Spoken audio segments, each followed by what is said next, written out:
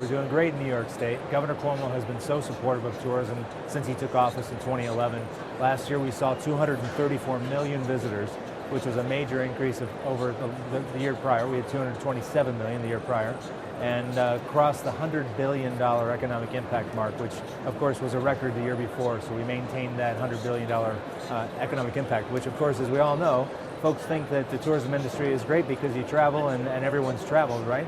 But at the end of the day, it's about jobs, it's about job creation and job retention, and in our case, increasing visitation in New York State to create jobs. So we're very pleased with what's going on. For New York State, to have the governor's support and to have consistent ability to do our international marketing programs, our PR programs, all of our event activations, all the kind of tried and true grassroots marketing that we do, and of course the high reach marketing, which is the television marketing, requires money and it requires support. And so when you have that consistency, it really does pay off, and you see the successes coming after that. I think if you ask Visit England, one of their greatest challenges, it might be to have folks think of something other than London when they come to England.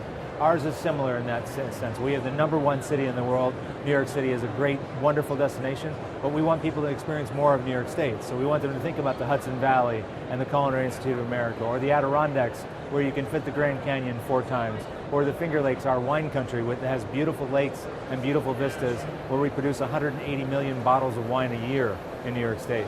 The Niagara Falls area, of course, you know Niagara Falls is one of the wonders of the world. These are all the assets, including, as you mentioned, Long Island and many others, that we want people to think of to add on to their New York City trip. The brand itself is so iconic. I mean, it's one of the most recognized brands in the entire world, and we're very fortunate because anything we can do that helps to support New York City as a destination is our job as well. And we're very pleased about what's going on with New York City and the record things that are happening in terms of visitation, as well as some of the major attractions that are coming online. One that I might add is what should be close to the heart, which is what's called the Wheel, that's coming to Staten Island next year.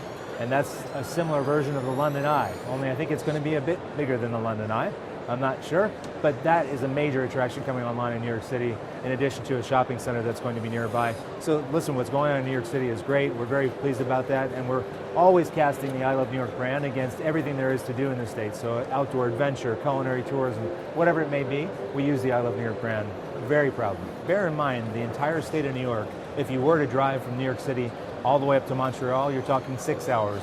Driving from New York City to Niagara Falls, about 6.5, 7 hours. So from tip to tip, it's really, for folks that drive, not that great of a challenge. However, if you do want to take rail, the rail lines are connected all the way.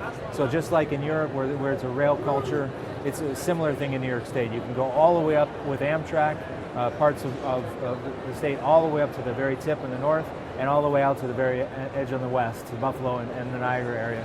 If you want Long Island, there's something called Long Island Railroad, which is one of the most built-up rail systems in all of the country.